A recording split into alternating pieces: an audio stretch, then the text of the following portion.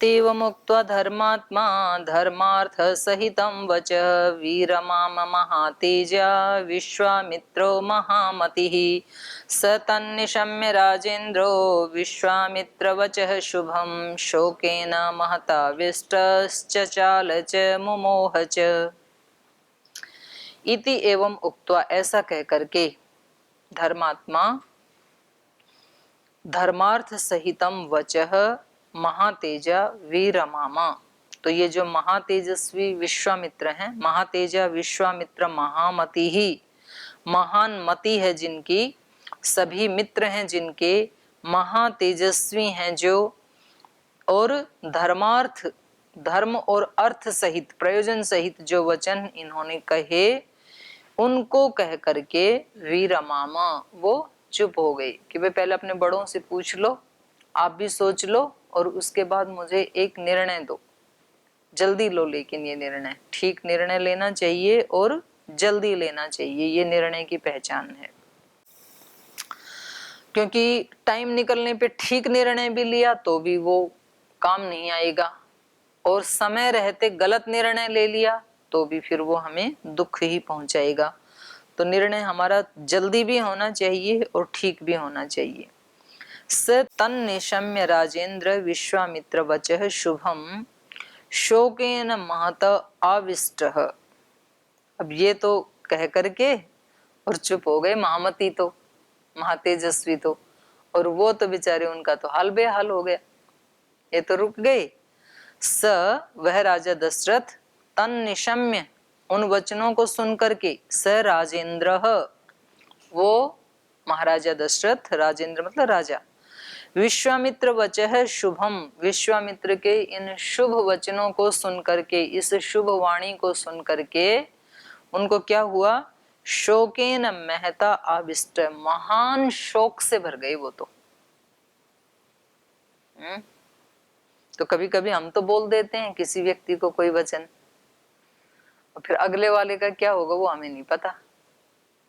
तो विश्वामित्र जी ने तो बोल दी अपनी बात, दशरथ जी का क्या होगा तो दशरथ जी जाने। तो दशरथ जी क्या हो गए, महता शोकेन आविष्ट, महान शोक से वो आविष्ट हो गई। चचाल च, कांपने लगे, चलायमान हो गई। मुमोह च, मूढ़ता से युक्त हो गई, कुछ सूझ ही नहीं रहा कि क्या उत्तर दूं, क्या करूं। तो वो शोक से संतप्त हो गए। अर्जुन जैसी स्थिति होगी ना, अर्जुन की भी ऐसी स्थिति थी। सीदंती मम गात्राणि मुखम च परिशुष्यति वे पथुश्च शरीरे में रोम हर्षश्च जायते। यही थी उसकी भी, इसकी भी यही, हम सब की ऐसी होती। कभी कभी कोई ऐसा प्रसंग आता है कि हमें पता ही नहीं कि क्या निर्णय लें, ऐसी हो जाती है।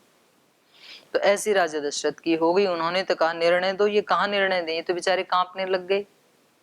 चचाल मुमोह, मोह वही चित्ते, मूढ़ता को प्राप्त हो गई, चित्त जो था इनका विचलित हो गया। और लब्ध संजय तदोत्थाय व्यसीदत भयान्वितः, और लब्ध संजय जब इनको संज्ञान हुआ, माने थोड़ी देर के लिए तो मोह से मूढ़ता से युक्त हो गई, बेहोश हो गई, चेतना ही खो बैठे। लेकिन जब लब्ध संजय, जब इनको होश आया, जब संजय को प्राप्त हुए ये, तदा उत्थाय, तब उठ करके, व्यसीदत कांपते हुए, भयान्वित भय से युक्त हो गई ये कि ऐसा हो सकता है।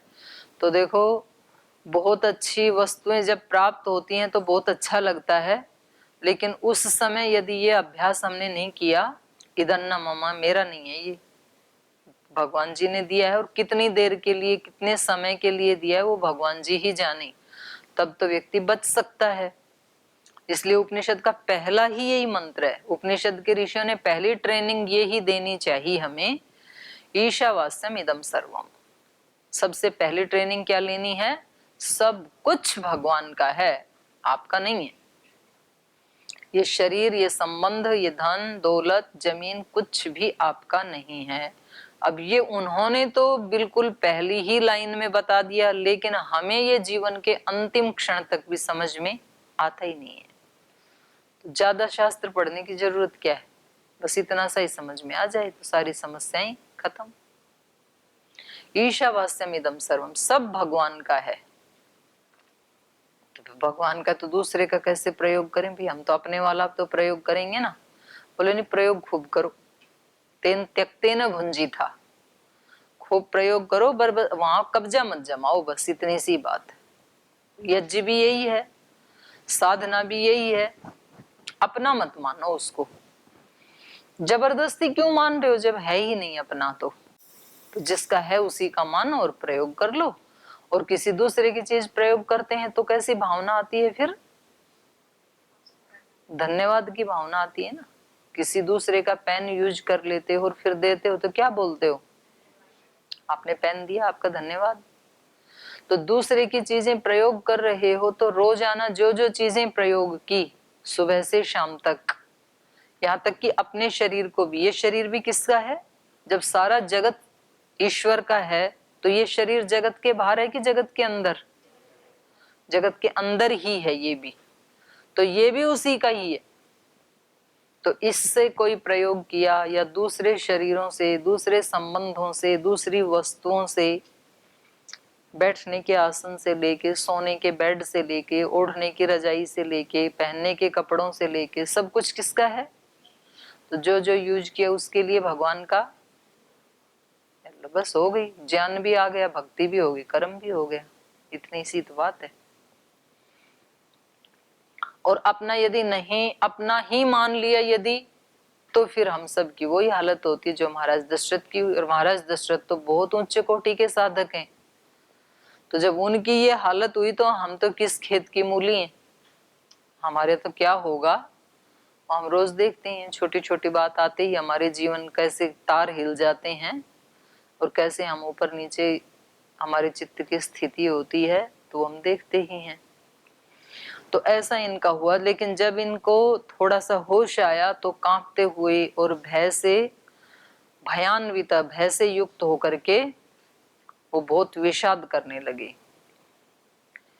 इति हृदय मनोविदारणं मुनिवचनं तदतीव शुश्रुवान् नरपतिरभवन् महान् महात्मा व्यथितमनः प्रचचाल चासनात्।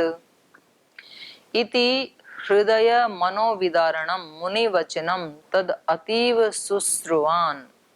तो इस प्रकार से अतीव हृदय विदारणम मुनिवचनम, अत्यंत हृदय को फाड़ डालने वाले, विदीर्ण करने वाले, हृदय को चीर डालने वाले उस मुनि के वचनों को उन्होंने सुना और सुन करके महान महात्मा नरपति व्यथित मना अभवन।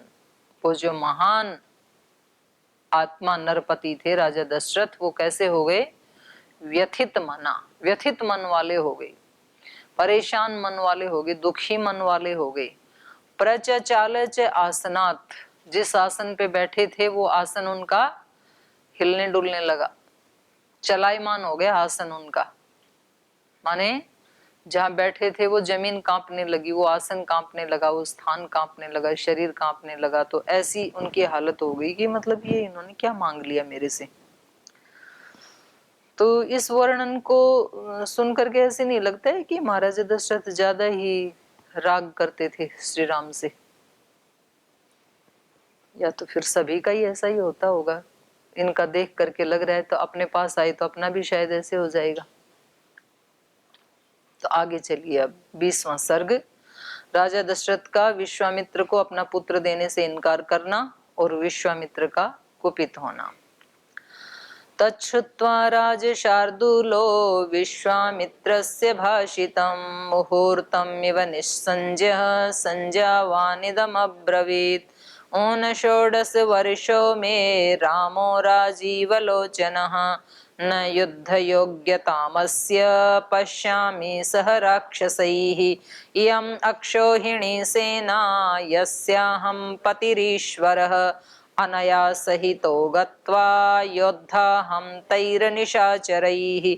इमे शूराश्च विक्रान्ता भृत्या मेऽस्त्रविशारदाः योग्या रक्षो गणैर्योद्धुं न रामं नेतुमर्हसि अहमेव धनुष्पाणिर्गोप्ता समरमूर्धनि यावत् प्राणान् धरिष्यामि तावद्योत्से निशाचरैः निर्विघ्ना व्रतचर्या सा भविष्यति सुरक्षिता अहं तत्र गमिष्यामि न रामं नेतुमर्हसि। तो उनकी बातों को सुनकर के तच्छ्रुत्वा राजशार्दूल, वो श्रेष्ठ राजा, विश्वामित्रस्य भाषितम, विश्वामित्र के द्वारा कही हुई उन बातों को सुनकर के उस नृप श्रेष्ठ ने मुहूर्तम इव निस्संजय, मुहूर्त भर के लिए वो संज्ञा रहित हो गई, बेहोश हो गई। मुहूर्त कितने टाइम का होता है? 3 घंटे का होता है कि 2 घंटे का है जी? 3 घंटे का। ब्रह्म मुहूर्त होता है ना सुबह, 2 घंटे का होता है। मुहूर्तम इव निसंजय, चलो जो भी है, मुहूर्त भर के लिए वो संज्ञा रहित हो गए। और संज्ञावान इदम अब्रवीत, और फिर जब वो संज्ञावान हुए, जब वो चेतना उनकी लौटी, बेहोशी टूटी, पहले तो बेहोश हो गई थोड़ी देर के लिए, तो फिर इस प्रकार से उन्होंने कहा, ऊन 16 वर्षों में रामा राजीव लोचना, मैं राजीव लोचन राम, मेरा कमल नयन राम, ऊन 16 वर्ष, 16 वर्ष से अभी कम है। तो इसका मतलब 15 वर्ष का तो हो ही गया, 15 से कम तो है नहीं, नहीं तो 15 से कम बताते ना तो 16वां लग रहा होगा। तो 16 साल का तो जवान हो ही जाता है, इतना भी छोटा बच्चा नहीं होता है कि भाई वो तो छोटे बच्चों को लेके जा रही थी। तो ऊन 16 वर्षों में राम राजीव लोचन है, मेरा राम तो अभी 16 वर्ष का भी नहीं हुआ, लेकिन क्योंकि उस समय जीवन बहुत दीर्घायु वाला होता था तो इसलिए शायद 16 वर्ष का जो जवान है वो भी बालक ही लगता होगा। और वैसे भी माता पिता को तो बड़े हो जाएं तब भी बालक जैसे ही लगते हैं, और गुरुजनों को भी बालक जैसे ही लगते हैं। तो इनको तो बिल्कुल छोटा बच्चा लग रहा है ये। न युद्ध योग्यताम अस्य, इसकी युद्ध की योग्यता नहीं है अभी, अभी तो ये 16 साल का भी नहीं हुआ। न युद्ध योग्यताम अस्य, और पीछे क्या कहा था? वेद पारगः, वेद वेदज्ञ, ऐसे कहा था बिल्कुल शुरू में। तो ये कह रहे हैं न युद्ध योग्यताम अस्य, इसकी युद्ध की योग्यता नहीं है। पश्यामी न पश्यामी युद्ध योग्यताम अस्य, मैं इसके अंदर युद्ध की योग्यता को नहीं देखता हूँ। कौन से युद्ध की? राक्षसई सह, राक्षसों के साथ लड़ने योग्य योग्यता नहीं है अभी इसमें, अभी तो बालक है। हम भी ऐसे ही बोलते हैं, बोल जी अभी तो मैं इतना नहीं कर पाऊंगा, कर लूंगा इतनी तपस्या, छोड़ दूंगा इन आदतों को, लेकिन एकदम से तो नहीं ना छूटता है। तो दशरथ की तरह से हम बोलते हैं।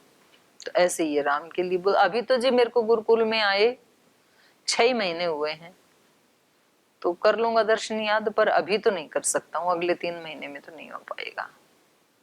मैं ये वाले आसन भी सीख लूंगा, लेकिन अभी तो 6 महीने हुए हैं मेरे को। जैसे तो मतलब आसनों के साथ भी आपने पूरा टाइम फिक्स कर रखा है कि इतने में उठने लग जाऊंगा 4 बजे, अभी तो आए 2 ही महीने हुए हैं मेरे को, नया ही हूं अभी तो, अब ये नयापन कितने दिन चलेगा पता नहीं। तो ऐसे ये कह रहे हैं कि राक्षसों के साथ युद्ध करने की योग्यता अभी इसमें नहीं है। अच्छा, राक्षसों के साथ युद्ध करने की योग्यता आएगी कब? जब राक्षस के साथ युद्ध करेंगे तब तो योग्यता आएगी। पानी में तैरना आएगा कब? जब पानी में उतरेंगे तभी तो आएगी। पानी में तो तब उतरें जब हमें तैरना आए, जब तैरना ही नहीं आता तो पानी में उतरना तो खतरों से खाली नहीं है ना। तो पानी में ये उतरेगा नहीं और तैरना कभी आएगा नहीं। तो पुस्तक का पढ़ा हुआ तो फिर सुनिए ना वो कहानी, वो महापंडितों वाली, जिसने नाव डूबने लगी थी जो है, थे कोई ऐसे जो पोथी पंडित, तो वो बोले भाई मेरे को जो है वहां कथा करनी है, उस पार जाना है नौका में, गीता जी हाथ में थी या रामायण जी हाथ में थी कि उधर पहुंचा दो जरा जल्दी से अपने नौका को लेके। बोल जी ठीक है, हमारा तो काम यही है, बैठो विराजो। तो बैठते बोले कि क्या दिनचर्या है? बोल जी बस अपनी नाव चलाते हैं और आनंद करते हैं। तो बोले कभी कोई गीता का कोई एक दो श्लोक याद किया? बोल जी हमारा क्या काम, ये गीता होती क्या है वो भी नहीं जानते हम तो।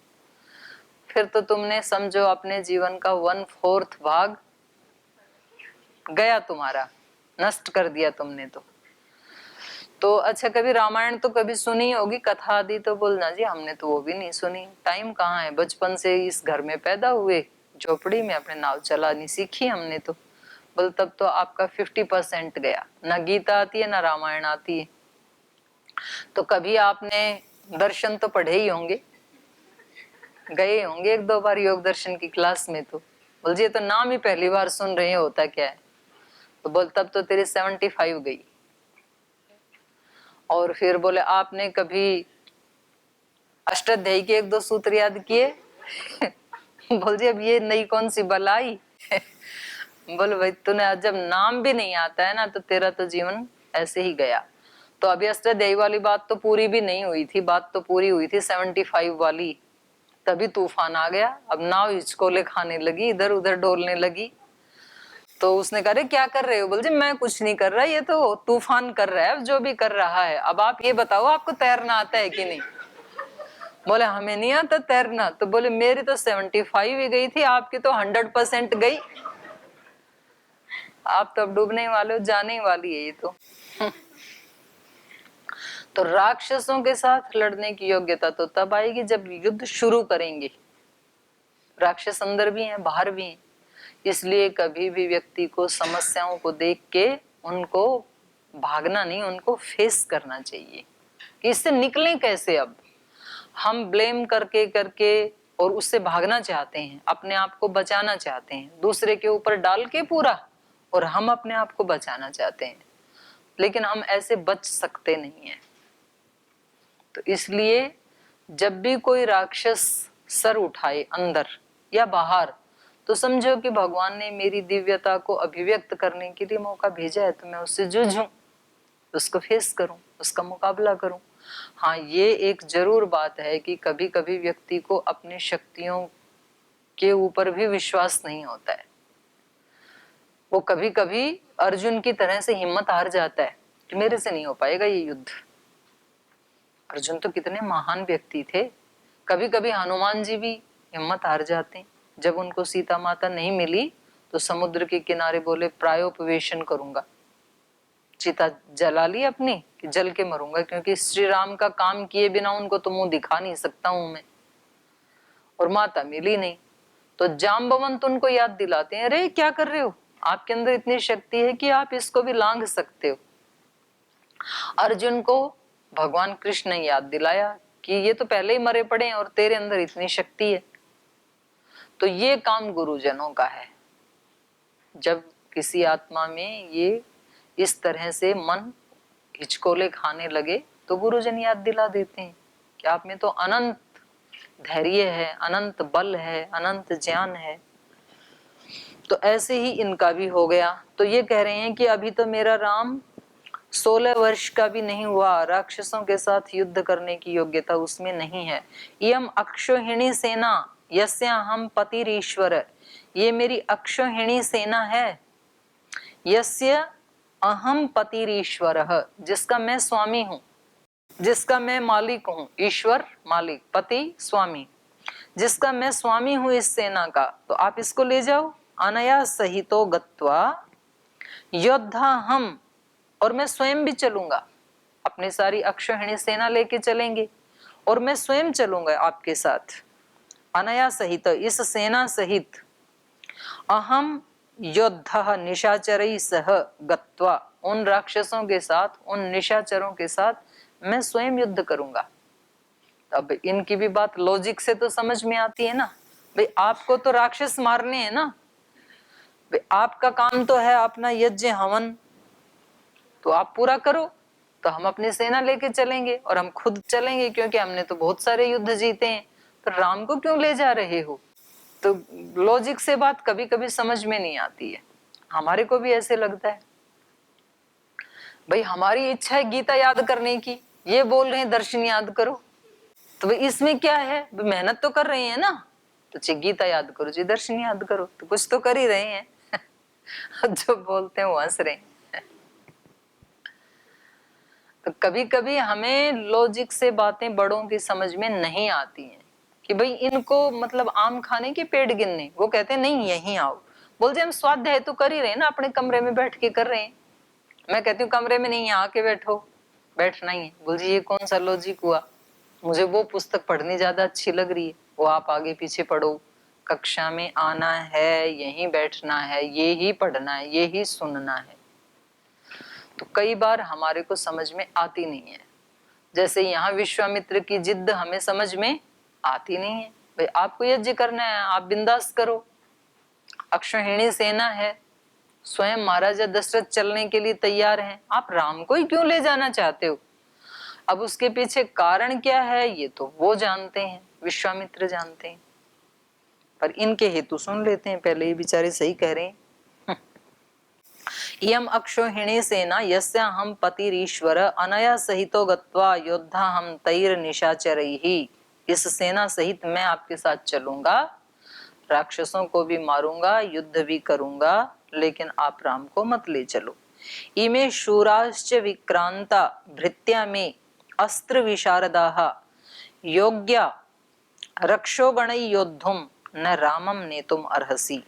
कह रहे ये जो मेरी सेना के शूरवीर हैं, इमे शूराश्च विक्रांता, अत्यंत शूरवीर हैं, ये विक्रांत शूरवीर हैं, ये लड़ सकते हैं निशाचरों के साथ। इमे शूराश्च विक्रांता भृत्या में, ये जो मेरे सेवक गण हैं, भृत्य हैं, ये सारे के सारे अस्त्र विशारदाः, अस्त्र शस्त्र चलाने में निपुण हैं। विशारदा मतलब निपुण, तो ये अत्यंत निपुण हैं। रक्षोगणई योद्धुम योग्या, और ये राक्षस गणों के साथ युद्ध करने में योग्य हैं, ये लड़ सकते हैं क्योंकि इन्होंने पहले भी ऐसे युद्ध किए हैं। न रामम ने तुम अर्हसी, राम को तो नहीं लेके चलना चाहिए क्योंकि राम तो अभी बच्चा है, राम को मत लेके जाओ। अहम एव धनुष्पाणि गोप्ता समर मूर्धनि यावत प्राणान धरिष्यामि तावद योत्से निशाचरैहि। और कह रहे हैं केवल मैं ये सेना ही नहीं भेजूंगा, बल्कि मैं स्वयं अहम एव धनुष्पाणि, धनुष हाथ में लेकर के, मैं स्वयं हाथ में धनुष धारण करके गोप्ता, मैं स्वयं रक्षा करूंगा आपकी। समर मूर्धनि, समर भूमि में, युद्ध भूमि में, युद्ध भूमि में इस सेना के साथ मैं खुद हाथ में धनुष बाण लेकर के आपके यज्ञ की, आपकी रक्षा करूंगा। कब तक? यावत प्राणान धरिष्यामि, जब तक मेरे शरीर में प्राण है, अंतिम श्वास तक मैं वहां डटा रहूंगा, युद्ध भूमि में भागूंगा नहीं, असुरों को देख करके, राक्षसों को देख करके। यावत प्राणान धरिष्यामि तावत निशाचरैहि योत्से, तब तक मैं निशाचरों के साथ युद्ध करता रहूंगा, जब तक मेरे शरीर में प्राण रहेंगे। निर्विघ्न व्रतचर्या सा भविष्यति सुरक्षिता अहम तत्र गमिष्यामि न रामम नेतुम अर्हसि। और कह रहे हैं आप अपनी व्रतचर्या है वो निर्विघ्न रूप से करना, आपको कोई संकट नहीं आने देंगे। निर्विघ्न व्रतचर्या सा भविष्यति सुरक्षिता, आपकी जो व्रतचर्या है वो बिल्कुल सुरक्षित रहेगी, आपको कोई दिक्कत नहीं आएगी, आप आराम से अपना नियम पालन करना, यज्ञ करना। अहम तत्र गमिष्यामि, तो इसलिए आपके साथ मैं स्वयं चलूंगा और मैं अपनी सेना को भी ले चलूंगा। न रामम ने तुम अर्हसि, उसको छोड़ो, बच्चे को क्यों ले जा रहे हो, 16 साल का तो बच्चा है। बालो हि अकृत विद्यश्च न च वेत्ति बलाबलं न चास्त्र बल संयुक्त न च युद्ध विशारदः न चासौ रक्षसां योग्यः कूटयुद्धा हि राक्षसाः विप्रयुक्तो हि रामेण मुहूर्तमपि नोत्सहे जीवितं मुनिशार्दूलं न रामं नेतुमर्हसि यदि वा राघवं ब्रह्मन् नेतुमिच्छसि सुव्रत चतुरंग समायुक्तं मया सह च तं नय 60 वर्ष सहस्राणि जातस्य मम कौशिक कृच्छ्रेण उत्पादितश्चायं न रामं नेतुमर्हसि चतुर्णामात्मजानां हि प्रीतिः परमिका मम। तो ये कैसा है? बालः अकृत विद्यश्च, और ये बालक भी है और अभी ये अकृत विद्य है, अभी इसको ज्ञान भी नहीं है, युद्ध की नीतियां ये सब जानता नहीं है। अकृत विद्यश्च न वेत्ति बलाबलम, बल अबल को जानता नहीं है कि निशाचरों में कितना बल है, हमारे पास कितना बल है। तो युद्ध लड़ने के लिए वो भी तो पता होना चाहिए ना। तो कमजोर सा आदमी बलवानों के साथ भिड़ जाए फिर क्या होगा? तो अपने बल अबल का भी पता होना चाहिए, उठा ले जाएंगे उसको। वैसे ही ऐसे ही अपने अंदर के जो शत्रु हैं, तो कभी कभी जीवन में ऐसा बड़ा निर्णय भी नहीं लेना चाहिए जिसकी ताकत ही नहीं है अपने पास, असफलता सुनिश्चित है फिर। तो इस पे कल ही चर्चा करेंगे, यही विराम देते हैं। ओ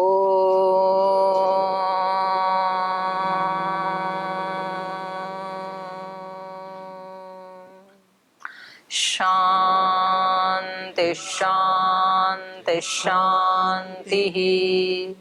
श्री गुरुभ्यो नमः। राम का गुणगान करिए, राम का गुणगान करिए, राम प्रभु की भद्रता का, सभ्यता का ध्यान धरिए, ध्यान धरिए, राम का गुणगान करिए, राम का गुणगान करिए। राम के गुण गुण चिरंतन, राम के गुण गुण चिरंतन, राम गुण सुमिरन रतन धन, राम गुण सुमिरन रतन धन। मनुजता को कर विभूषित, मनुज को धनवान करिए, ध्यान धरिए, राम का गुणगान करिए, राम का गुणगान करिए, राम का गुणगान करिए, राम। ओम श्री गुरुभ्यो नमः।